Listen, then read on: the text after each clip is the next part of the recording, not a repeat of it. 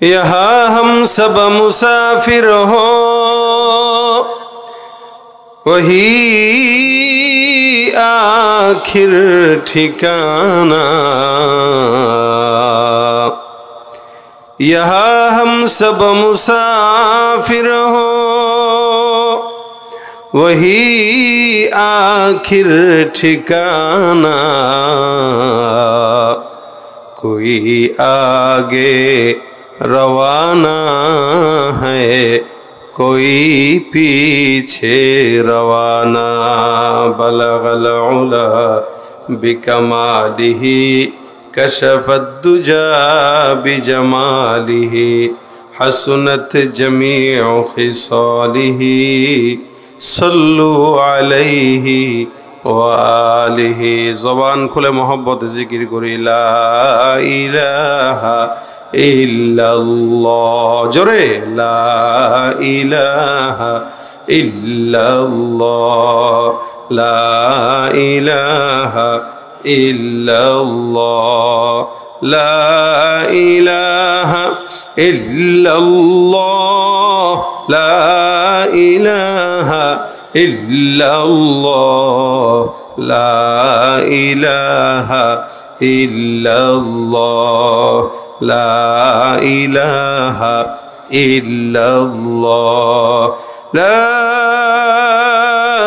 इलाहा इल्लल्लाह मुहम्मदुर रसूलुल्लाह सल्लल्लाहु अलैहि वसल्लम।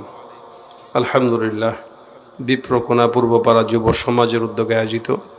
আমার মার বয়স 60-এর উপরে,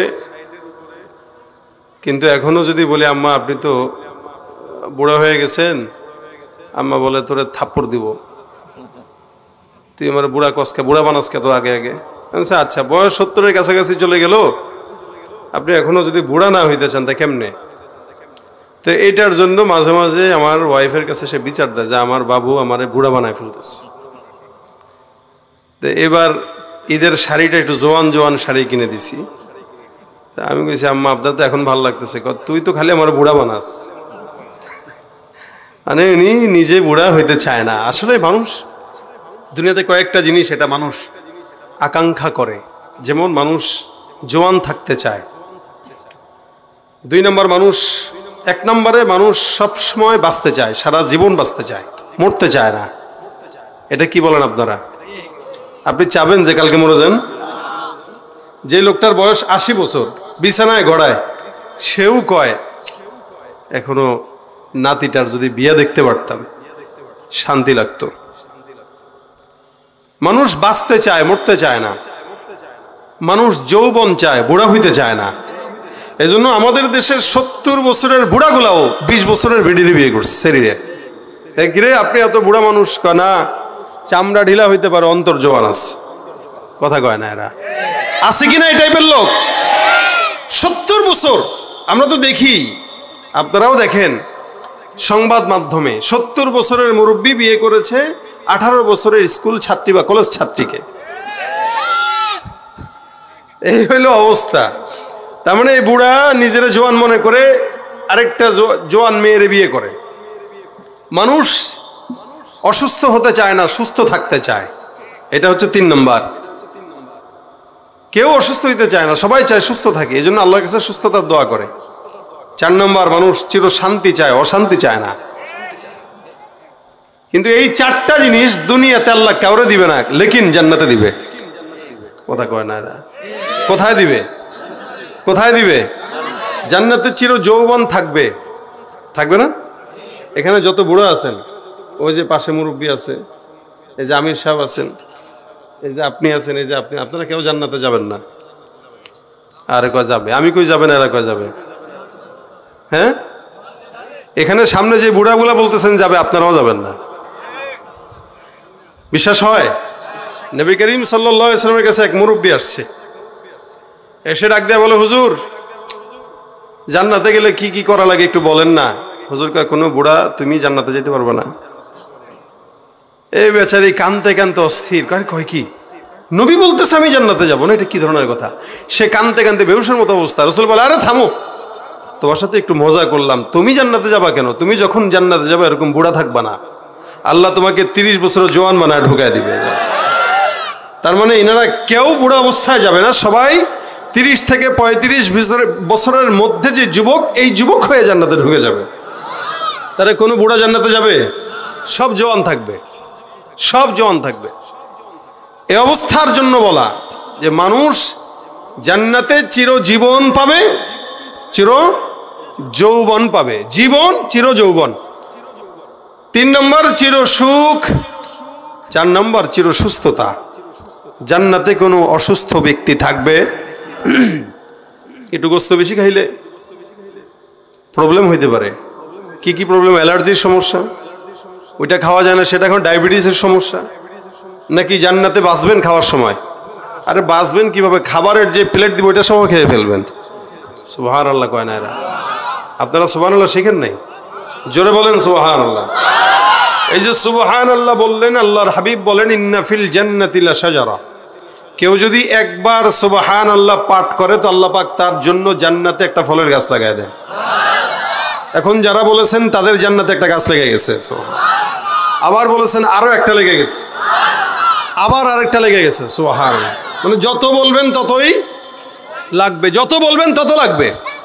আমরা তো ফকিরের জাত, এই কারণে আমাদের ঘরের আশেপাশে 2-1টা গাছ থাকলে দেখেন না, আমার বাগান কত সুন্দর, এখানে 4টা গাছ, এখানে 4টা গাছ, এখানে 2টা ফুল গাছ, এখানে একটা সবেদা গাছ, এখানে একটা আম গাছ, এখানে একটা নারিকেল গাছ, এই 5-10টা 20টা গাছ নিয়ে সে বাগান বানায় রাখছে।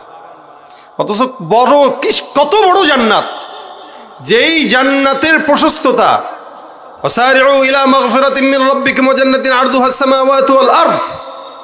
আল্লাহ বলেন এই জান্নাতের প্রশস্ততা এক মাথা থেকে আরেক মাথা, আসমান আর জমিনের সমান প্রশস্ততা।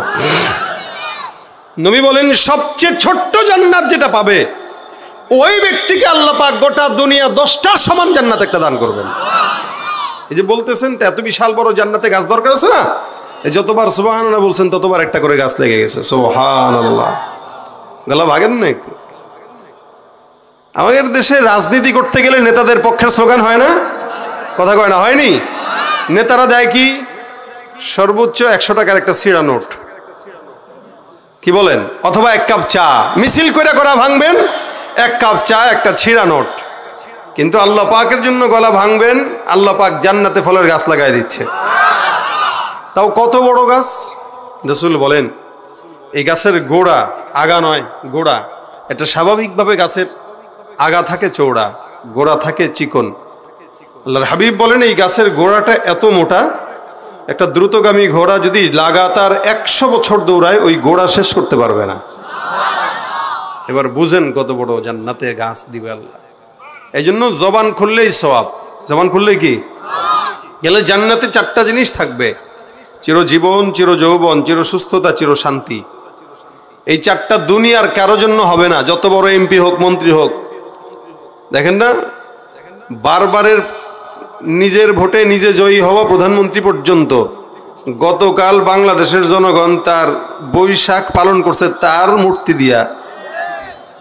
এত বছর সে কি কোনোদিন কল্পনা করছে এটা হবে? হ্যাঁ, আজীব অবস্থা। আল্লাহ পাকের কি লীলা খেলা। গতকালের প্রধানমন্ত্রী আজকে আল্লাহ পাক মানুষের চোখে তাকে ব্যঙ্গাত্মক রূপে মানুষের কাছে প্রকাশ করতেছে। এটা থেকে শিক্ষা নেওয়া দরকার। সামনেও যদি কোনো ক্ষমতাধর রাজনৈতিক নেতারা জনগণের মাথায় কাঁঠাল রেখে ভেঙে খাওয়ার চেষ্টা করে, মনে রাখবেন তারাও কোনোদিন এদেশে টিকতে পারবে না ইনশাআল্লাহ।